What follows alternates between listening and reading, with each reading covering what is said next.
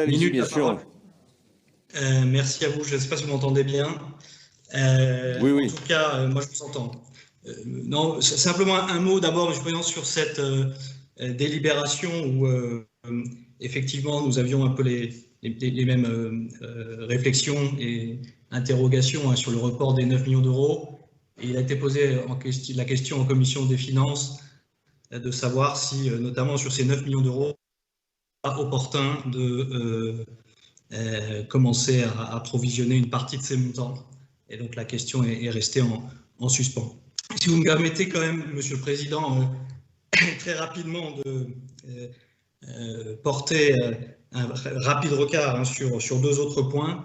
Le premier, c'est, et vous y avez répondu en début de séance, mais globalement dans ce début d'année, c'est vrai qu'on aurait aimé avoir une visibilité sans doute plus importante sur nos trajectoires financières actuelles sur le budget 2021.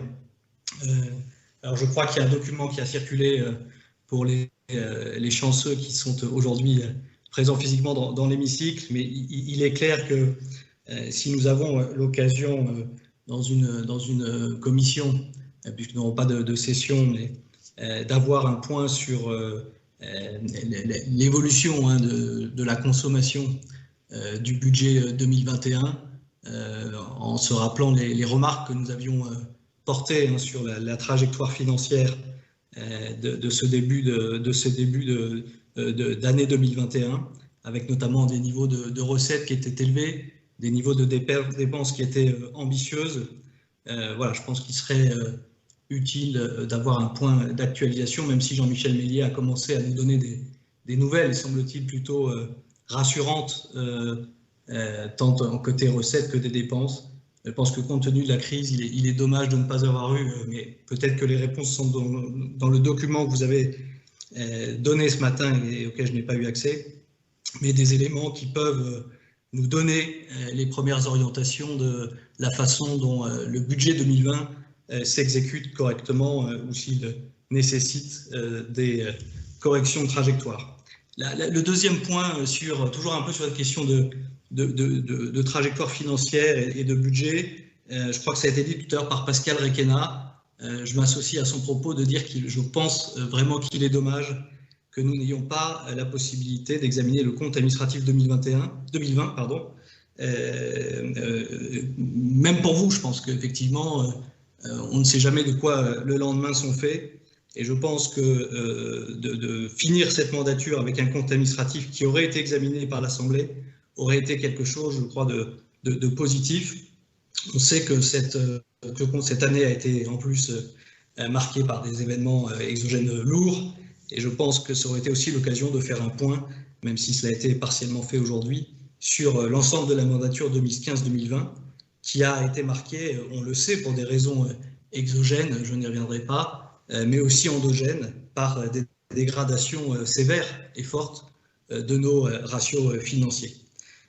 Enfin, un dernier mot à mon tour, pour remercier en tant que président de la Commission des finances, d'abord l'ensemble vous, Monsieur le Président, qui nous avez permis d'accéder à cette fonction de contrôle, je crois nécessaire et légitime pour le débat démocratique et sa qualité. Remercier les commissionnaires, les membres de la Commission des finances et bien sûr l'ensemble des services, à commencer par Jean-Michel Méliès, à qui je souhaite une bonne continuation pour ses futurs projets.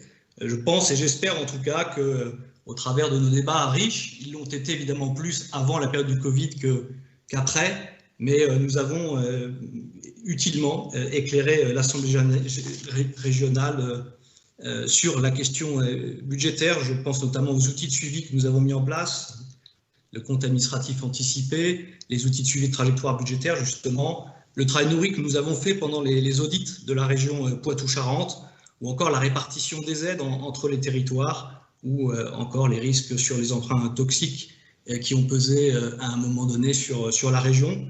Je pense que tout ça a été utile, avec un regret. Je pense que nous aurions pu débattre de façon plus approfondie sur les conditions, la façon dont s'organise le travail du Conseil régional, sur son fonctionnement, sur son organisation avec la mutualisation de ces 3 régions et sur la façon dont les pouvoirs peuvent s'organiser de façon peut-être différente sur l'ensemble du territoire à l'avenir. Je pense que ce sera l'un des sujets majeurs du prochain mandat régional pour répondre à cette question de l'efficience de l'organisation et des moyens mis en œuvre sur le territoire par la région. Ce travail, je ne le ferai pas non plus, Monsieur le Président, puisqu'après avoir beaucoup reçu et après avoir beaucoup aussi donné, je crois, à la politique, j'ai décidé de ne pas me représenter pour des raisons à la fois personnelles. La plus belle réalisation de cette mandature, en ce qui me concerne, aura été le fait de devenir papa. Donc, vous comprendrez qu'il faut que je m'occupe aussi de ce sujet-là. Et puis évidemment, pour des raisons professionnelles, je laisserai la main à d'autres.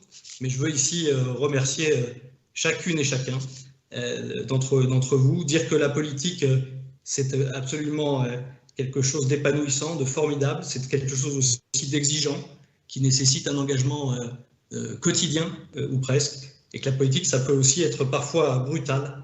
Et donc, sans donner de leçons à personne, j'encourage chacun et chacune à la modération, à toujours veiller à la qualité des échanges pour que les gens qui nous écoutent ne se désespèrent pas complètement de la politique. Je voudrais aussi avoir une pensée pour les habitants de la Vienne, pour ce territoire que j'aime tant, une pensée pour mes patrons politiques qui ont inspiré beaucoup d'entre nous, au moins dans l'opposition. Je pense à Alain Juppé, à Dominique Bussereau, évidemment à mon patron de cœur, Jean-Pierre Raffarin, à qui je dois beaucoup de choses et qui a tant fait et tant aimé le fait régional.